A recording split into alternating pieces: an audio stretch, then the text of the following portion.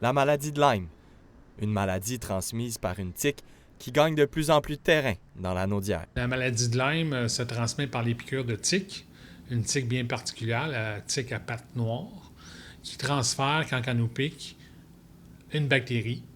Et cette bactérie-là va nous causer malheureusement des plaques pour commencer, mais après, peut aller dans les articulations, ça peut être neurologique.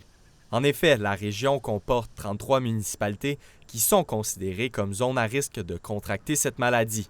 Parmi ce nombre, on y compte les municipalités de Joliette, Repentigny, Mascouche et Terrebonne. On voit les gens qui, malheureusement, n'ont pas eu de traitement et qui sont tombés dans la phase chronique, donc qui ont des symptômes qui perdurent dans le temps. Mais à quoi ressemblent les symptômes de la morsure à première vue? Pour ce qui est de la maladie dans sa phase chronique, habituellement, ça commence par un tableau d'allure grippale, c'est-à-dire la tique introduit la bactérie dans le derme des patients, dans la peau. À partir de la peau, la bactérie se multiplie et ensuite rentre dans le sang. Dans la courte période où la bactérie circule dans le sang, on a l'équivalent d'une grippe. On fait de la fièvre, on a des douleurs musculaires, on est malade 2-3 jours, un peu plus, un peu moins, puis après ça retombe. Puis ensuite sort l'espèce de rougeur caractéristique. Selon le docteur Kadir, cette maladie va connaître une augmentation marquée dans les régions au cours des prochaines années.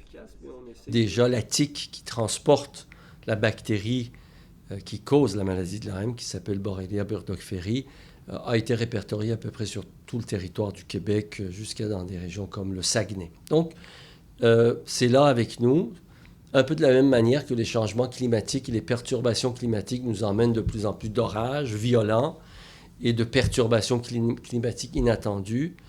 La tique transporteuse de la maladie est exactement la même chose, c'est-à-dire c'est un produit des changements climatiques. Il est alors primordial dès aujourd'hui de se protéger efficacement et de savoir comment réagir en cas de morsure.